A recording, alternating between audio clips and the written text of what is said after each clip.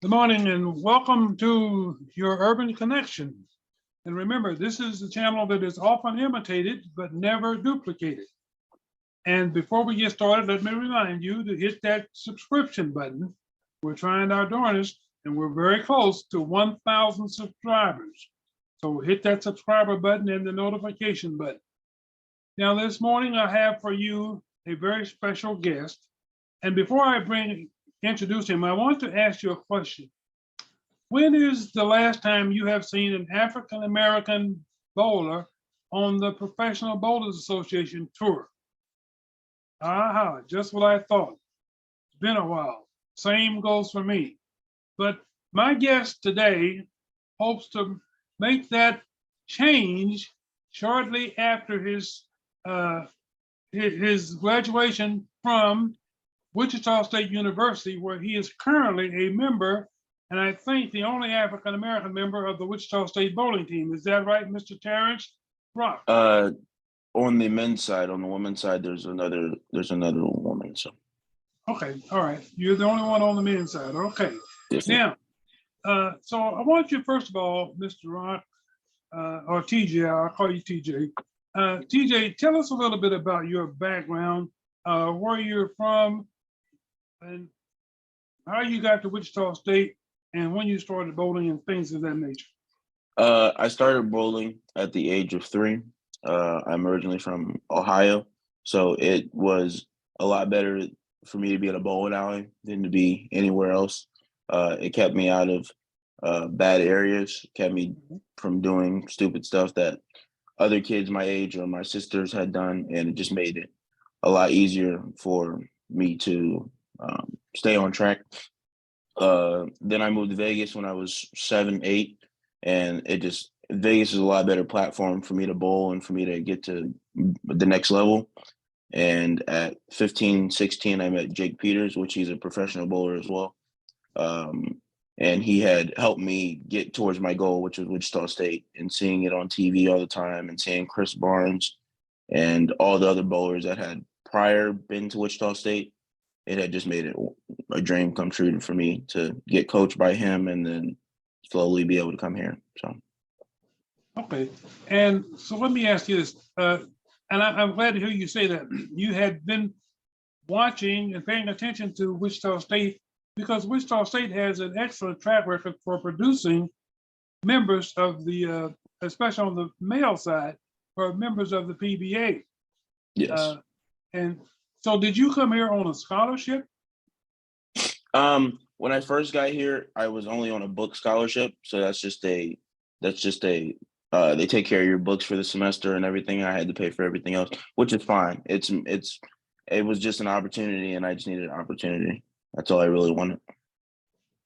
Okay. And so at what period did you join the bowling team? I I'm joined. assuming you had to try out for that. Yes. So in September of 2019, which was my freshman year, I had to go through tryouts. Tryouts is about 3 weeks. We run for bowling. We do push-ups, sit-ups for like the whole first couple of days, and then we do ridiculous bowling on patterns that we would not even bowl on the professional tour on. They're a lot harder than that, and they really want to get the best of the best. Because I didn't do good the first 2 weeks in my freshman year, but the third week I did well and rose to the top and did what I needed to do to make the team. So okay, and you've been on the team ever since. yes, sir. So let me ask you this: when you came into WSU, let's say when you first entered, what was your bowling average? My bowling average when I first came to WSU was about on house shots, which is just if you go bowl at regular bowling center, it was like 200. And if I go bowl on sports shots, it's about 195, 200. So, I mean, I was very consistent. But since I've been at WSU, I have on sports shots been at like 210, 215. And on house shots been at 230, 235. Just from being able to be around great bowlers and being able to have it's like iron sharpens iron type of thing. So like if one gets better, we all get better, and then we just all constantly want to push each other, and that's why I picked Wichita State. So Well, let me just tell you, from having been an avid bowler myself when I was younger, I can tell you that 210, 215 stands out anywhere. Okay. yes, sir. So let me ask you, what is the average of your team members, the average bowling average? Um, we're up there. This year we're up there. We have a really good team. So my one of my closest friends on the team is named Spencer Robarge. He's ridiculous. He's unbelievable. He averages about 230. The other one, Alec Keplinger, averages about 225. And then we have Chris Barnes. You know Chris Barnes. Chris Yeah, I know. Barnes' son on our team. Ryan Barnes is on our team. He averages about 220. And then I'm about like 215, 210-ish. And then we have Brandon Bonta as well. He's up in 220, 225. Our team is really good, like top to bottom, and we're gonna do some things. So Okay. And so let's move forward a little bit. What is the average of the, uh, say, the normal PBA member? uh it ranges because they have so many things now that it's completely different from college bowling to PBA bowling. So that's why it's hard for the best collegiate bowlers to necessarily go bowl on tour now. That's why you don't see necessarily as many bowlers as before, like especially black bowlers as well. Like there's such a learning curve, and being able to learn it and still wanting to do it at the same time is the hardest thing possible. You have to really truly have a love for it. So that's why like there's a pre-tournament qualifier, PTQs, which they have to have. If you're not in the top 50 in the PBA now, you have to bowl a tournament for basically 8 spots, which is it's like 90 people bowling for 8 spots, which is ridiculous in any sport, no matter what you're doing. It's just a lot of it's just not a limited. So a lot of people that are coming out of college that I know of that are African American or that are just really good at bowling in general, they have to go through that, and it's nearly impossible for them to get out of it because you're learning how to bowl on tour because it's a different animal than anything else, and you're also trying to figure out how to continuously make money to be on tour. Like it's just a lot to deal with at the same time. So Okay. And that's interesting you say that because I went last week, the PBA tour was here in Wichita and North Rock Lanes, and I went out there and I was hoping to see if I could locate an African American bowler that was on tour. And of course, I think there were 64 people that came to Wichita. And of course, as you probably expect, I didn't find any African Americans on the group. But I want to ask you this. I know right now, look, when I used to bowl, of course, I used to bowl and I used to bowl for money, whatever. It was nothing unusual for me to bowl at least 100 games a week or maybe 200. How many games a week do you bowl yourself now? It's an unbelievable amount because when we bowl at Wichita State, we bowl 4 days a week, no matter what, no matter if it's raining, snowing, anything. We're bowling 4 days a week unless school's closed. Whew, I'm up there. That's 100 to 200. We're always in Shocker Grill and Lanes because we can practice down there, and they give us free bowling on stuff that's like the PBA tour stuff, so it helps get us better. And it's a lot of games. Thinking about it now, it's a lot of games. Well, and I tell you one thing that's a big difference. Back in my day, it was not uncommon to be able to bowl 3 lines for $1. Okay. Yeah. And today, heck, I mean, 3 lines wouldn't even get you 3 frames. I mean, it's cost, what is it, about $4 or $5 a line now? It's a lot now, just because so the bowling hours in Wichita in general, 3 of them got taken over by a national corporation, and the national corporation, obviously they have to make money. That's just a thing. Inflation is a thing. So in the inflation part of it, they just have to raise it. And it makes sense over time because those people are they're fixing up the bowling alleys. Like North Rock looks completely different than it did last week when the PBA tour was here. West Acres and the alley look completely different. Like they're updating it to the best of its abilities, and they're trying to make profit from it. So I don't blame them for what they have to do. So. Well, I think though that I want to get into another question with you, and I think that I have a pretty good idea. I'll find out what your take is on it. Why is it that you think more African Americans don't go into bowling as a profession? Honestly, I think it's just because we don't ever think about it. Like I had no other choice. There was no basketball, no football for me. My dad didn't want me tearing anything, didn't want me hurting my head from football. I like playing basketball, but I'm not tall enough, not just agile enough.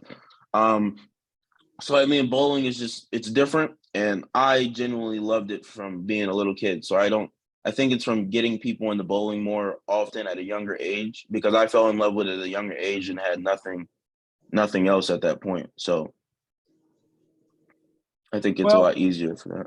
okay, now, and that's a good reason, and that's logical. But my reasoning is, I think the biggest reason is that uh, more often than not, the young athletic-minded African Americans Mm. tend to look at basketball, the NBA, Yeah. salaries that these guys get. Mhm. Even though the numbers are staggering as to the ratio of how many apply and how many can actually be drafted. Mhm. And the same thing goes with football, you Mhm. know? And so bowling, at this point, there's not enough money in it to make it really attractive to young African Americans when they're looking at, Mhm. and we tend to look at the top. So we want to look at LeBron James or Kevin Yeah. Durant or Stephen Curry or whatever, and we Or see like that Tiger as, Woods to bowling. Like I yeah, mean, Tiger right, Woods to golf. That's yes. right. And so that's my logic and my reasoning for why bowling as a sport has not attracted more African Mhm. Americans. Because let's face it, you can go into, like you said, North Rock, or I'm not so sure about West Acres anymore. I didn't even know West Acres still existed, but Mhm. and you can see lots and lots and lots of African Americans, both male and female, young and Mhm. old, bowling. But when it Mhm. comes to the professional level, they're all diminished, Yeah, and so that's my logic. I will say that there is a different group of people that I know in general, and coaches around the country and everybody that are making a big push right now. I'm not the only one, and I'm not gonna say I'm the only one. And we are. There's a lot of us. There's Cam Crow. He goes to St. Ambrose University in Iowa. Jalen Mosley's on tour right now. Jalen Mosley, when he was 16 years old, made PBA tour cut when he was 16. That kid is amazing. There's so many little kids that are dreaming of going to college and dreaming of going on tour and not having a thought of literally doing anything else. So I mean, it's trying to you have to be able to constantly keep pushing and constantly keep wanting to learn, because that's all bowling ever is. Like, well, you can't. It's not like you can figure it out and then constantly keep figuring it out. Like, to be the best, you have to continuously put in the work to stay the best. So I think it takes a certain type of person, and the people I listed, there's more that I just haven't listed, and there's a lot of us, Yeah. a lot more than people give credit for. And I think over time you'll start to see that, because I think we have a completely different generation that is coming in that's unbelievable. Well, I want to ask you this: from a professional standpoint, do you feel that the PBA does enough to attract African American bowlers? I think the PBA does the best it possibly can. I think it's kind of super hard to um, excuse me. It's super hard to get there, because it's hard to attract to it because you haven't had that figure there yet. Like Tiger Woods, like we were saying, you haven't had that huge figure to do that. There's been countless guys that have won on tour, like George Branham the third, and like Gary Faulkner. Gary Faulkner won like 7 years ago, and he was I believe, the first African American or second African American to win won a major title, which is huge on the PBA tour. Once you do that, it's nuts. So like you figured it out, and I think having that, and he was on ESPN, he was on all that stuff. I think having that while also being able to constantly keep at that level to drive younger kids or just drive anyone to go out and touch a bowling ball. Like Tiger Woods got people to go watch golf. Like Tiger's not necessarily playing the best right now, but I know I'll turn on the TV to watch him play golf on a random Friday or Saturday. So, Sure, sure. Now, I want to turn to a little technical talk, and I hope my audience out there is in touch with what I'm about to, the direction I'm about to take. I am, because like I said, I'm an old bowler who thought I was at one time good enough to join the PBA. But one of the big things is you have to have sponsors. yes, sir. So I know in other areas, it's not the easiest thing for African Americans to get the sponsors like the white guys can get. Have you encountered any difficulty, or I don't know if you've even started the process yet, of seeking out sponsors for your entry into the PBA? No, I have a bunch of sponsors actually. It works out really, really well. People that have known me since I was like 13, 14, they just have always wanted to help me with bowling ball wise, or just trying to figure out different jersey companies as well. Because on tour you have to have different jersey companies and different people. You can't do it by yourself. If you're doing it by yourself, you're doing it wrong. I think the best part is to have a village of people, a community of people to help you and help you want to succeed. Like I'm sponsored by Columbia 300. Okay. It's a very historic bowling company, and I've been sponsored by them by 6, 7 years now. Just not necessarily during high school, because high school they couldn't, but they were keeping an eye on me, getting anything I needed just in case. And then in college, I was able to sign my freshman year because in college you can throw any bowling balls here at Wichita State that you want. And I've been with them ever since. It's been awesome. And every time I go bowl on tour, like there's a tournament I can bowl once or twice a year that's on tour that they allow the college kids to bowl. And I'm allowed to just get help from their tour guys, and I'm a tour guy already. So it's pretty awesome. Sure. Okay. Now I want to go back to get to the technical side of this now. So well, first of all, before I ask you this, what is your favorite type? I'm not going to say brand, favorite type of ball. Do you prefer the plastic balls, the rubber balls, or what do you favor? It's Fiberglass? they have right now, it's a reactive ball. So they're unbelievable bowling balls, can do so many different things than like 20, 30 years ago, or even like 10 years ago.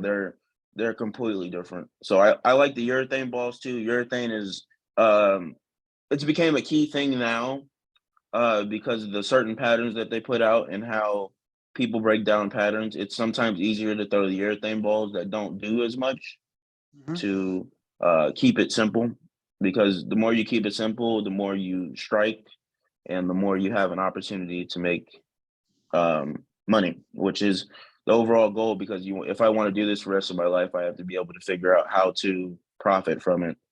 And that's my goal actually. So. Okay, so another technical question. So each bowling lane is different. They're all lane patterns for the lanes, whatever. Each one is different. So what works well for you in one house is going to be totally different when you go to the next house. So my question is, how long does it take for you to make the adjustment from one lane pattern to the next before you really get in the groove? It honestly depends. It depends on how the day's going. If I have an idea, like majority of the time when we're bowling college, we move from one lane to another after every single game. So we'll bowl a game on 3 and 4, and then we'll go to 7 and 8, or drastically sometimes will go from 7 and 8 to like 73 and 74. It's a ridiculous amount, and it's like bowling in multiple different bowling centers. That's what it basically is. So it's just finding the little adjustments. Bowling for Wichita, I've gotten a good idea of what the moves are. We're one of the top teams in the country. So what we do majority of the time is not what all the college teams will do.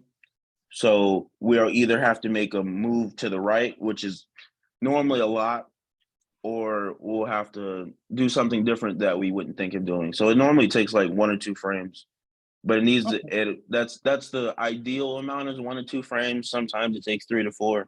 It just depends the situation, depends where we're at, depends if we're doing the right thing. So. And so basically, when you make these adjustments, are you talking maybe 2 to 3 boards at a time, or do you do 1 board, or do you do from one side of the lane to the other side? It honestly depends. That's the difference that makes the PBA bowlers best is that they can do that in a heartbeat like this. It can be from them standing on 8 to them standing on 34, 35 in 2 seconds. They make a joke on tour that they move ceiling tiles. So like you'll probably be sitting on one side of the ceiling tile and then all of a sudden randomly be standing on the other side. And they do that at the highest of levels. So it's just trying to get the PBA tour is just a bunch of guys that are really good bowlers.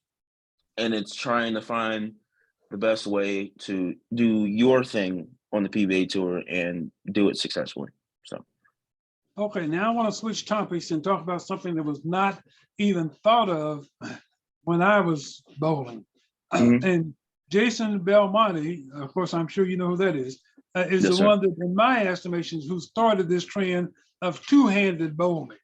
Okay, now I want to ask you a question.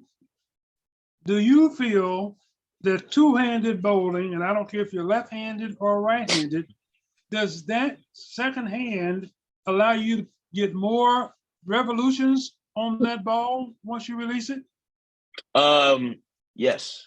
I think two-handed bowling is an awesome thing for bowling. It allows more people to get in bowling. Like if my kids want to bowl, or like if that's a thing, they're two-handed. No, it's just how it's going right now, and it's awesome to see different people do it. So like Spencer, he's about to win. Hopefully, he's going to win College Player of the Year. I'm biased. That's my man. That's my man right there. He is unbelievable. He can do things that other people can't do just because of having the second hand. But the fact that he can do it at a high level too, because it's hard. Like you can sit there and you can try to mess around with it. Like I'll mess around with it in practice just to see. And it's so hard because you got to move your body in different ways and you have to keep your body healthy because you have to be able to do different things. Like Ryan Barnes, he started bowling one-handed. He tried one-handed and he said he didn't like it, so he put another hand on it, and he's taken off ever since. He's been bowling for about 3 years now. He used to play basketball. So, like, it doesn't make a difference what age you are in bowling or whatever you are in bowling. You can come in and you can learn and you can have a good time and be very successful at it. You just have to be able to willing to put in the work. So. Well, you know, and I'll use this analogy for bowling. Steph Curry changed basketball with the 3-pointers. And Jason Belmonte, in my opinion, has changed bowling because there's tons of guys out there now trying to imitate him.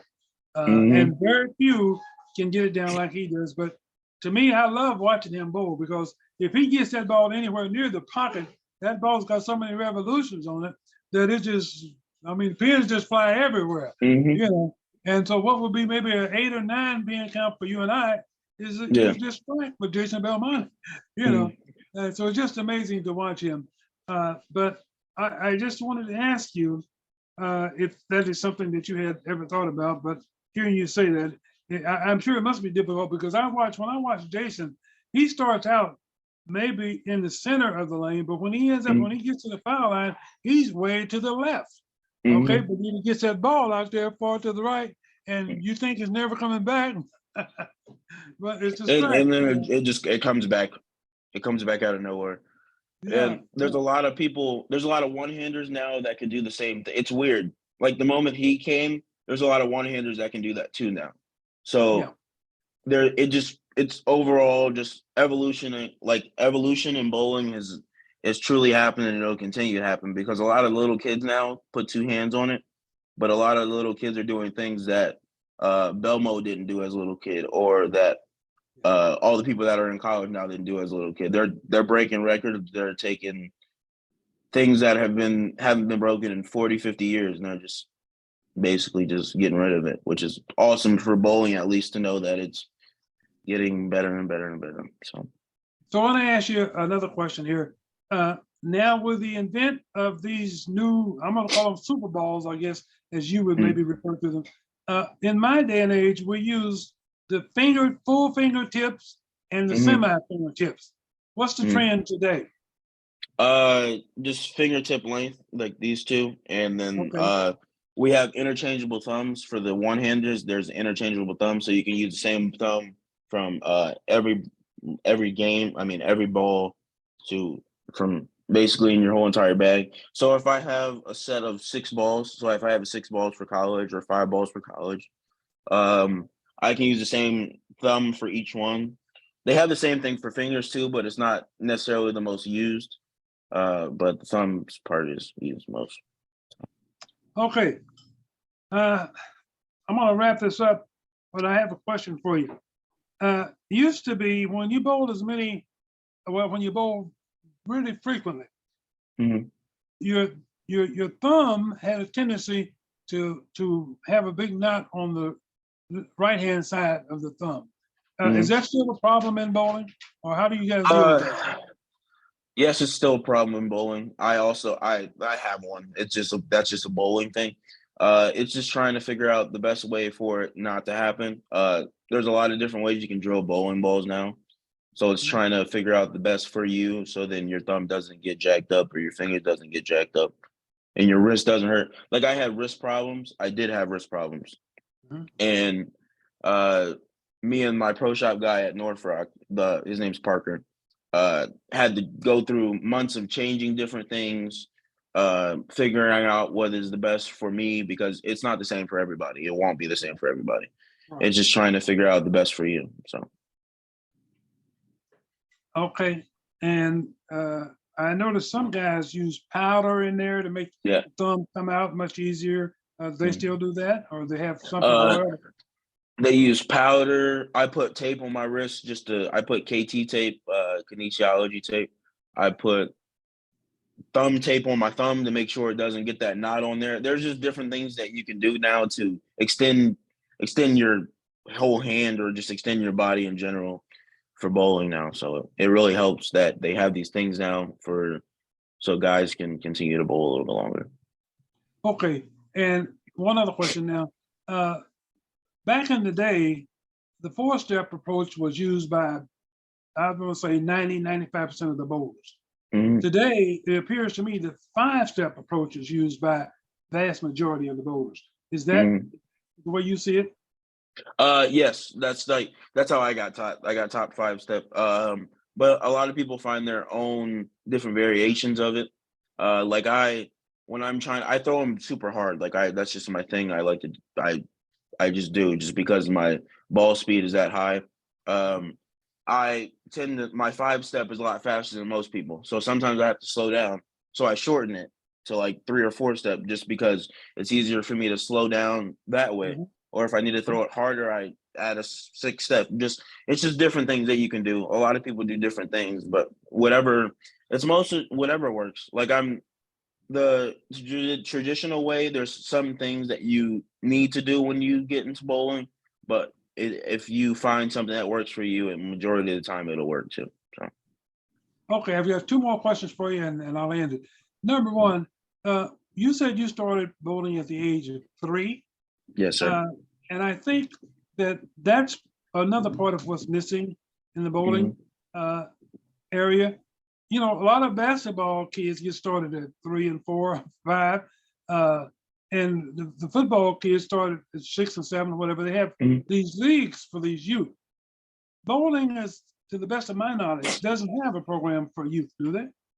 They do. So there's youth programs all across the country. It's just the fact of getting them out there. There are really good youth directors. Like at North Rock, there's sorry, give me 2 seconds. At North Rock, there is a very nice lady by the name of Kristen Longnecker that's really, really good. She's really good at her job.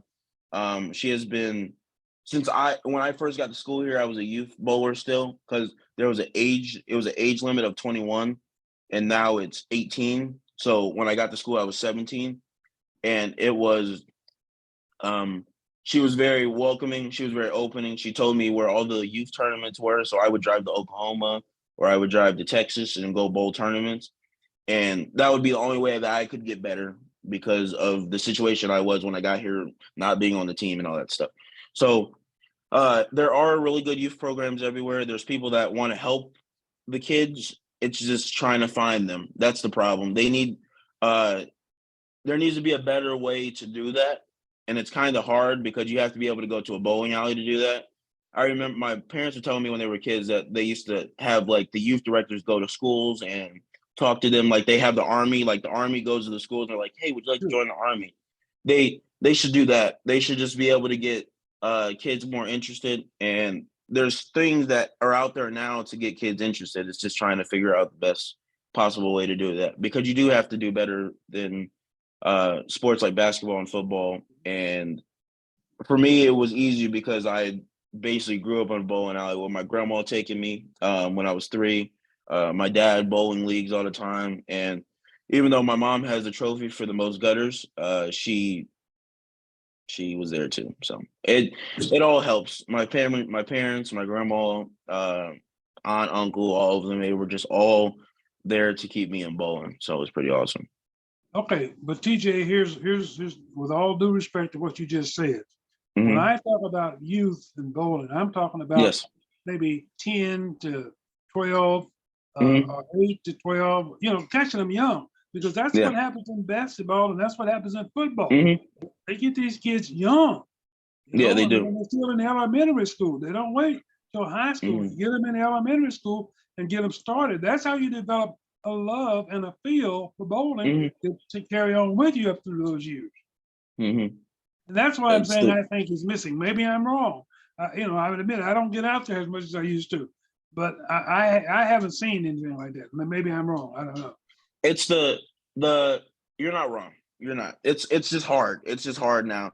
It's hard for people to find a love for bowling just because it's not basketball or football. It's not on TV all the time. That's why like the PBA tour now, they're they're doing unbelievable things. So there's a new management or a new ownership of the PBA, the Professional Bowlers Tour, and they own a bunch of bowling alleys. They're traded across the country, and they're trying to make the best for bowling. They're trying to keep it going, and that I think that's the best way it will continue to go is because there's people that constantly care about bowling and want to see the sport grow. And I think over time it'll make a big difference because it's just hard right now. It's just hard for everybody. COVID really hurt at least Wichita, I think, just Wichita bowling in general, because I remember seeing so many kids and so many people out there, and now there's not so many just because of COVID and people finding different interests and stuff. And it's just it's learning to find what gets the kids in the first place and the families to get interested and then constantly keep doing it and then wanting those kids to just continuously bowl. Because once I found a love for bowling, and I haven't stopped yet. Like I normally people burn out in sports or they don't feel like they should be doing them anymore. They ask why, and at least for me, I haven't had to ask that question yet, which is awesome. So, Well, listen, I just want to ask you this, my final question to you.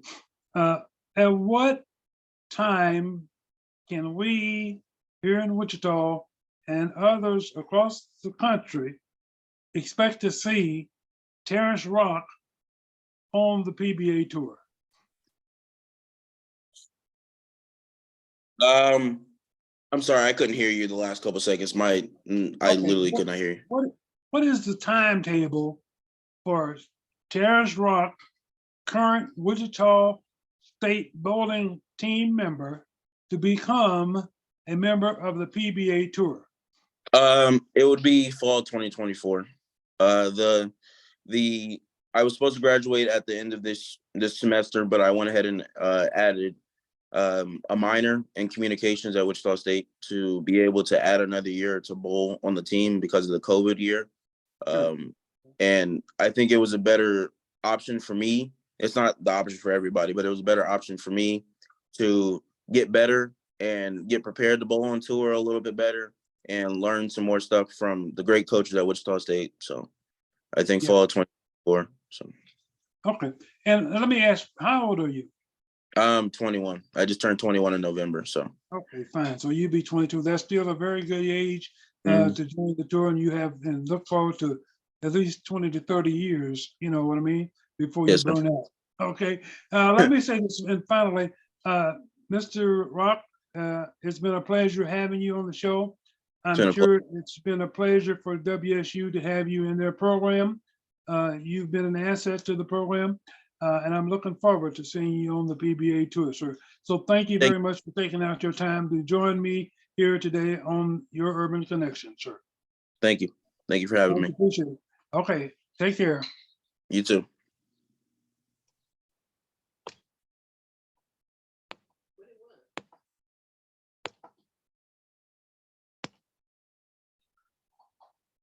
I've told you about that.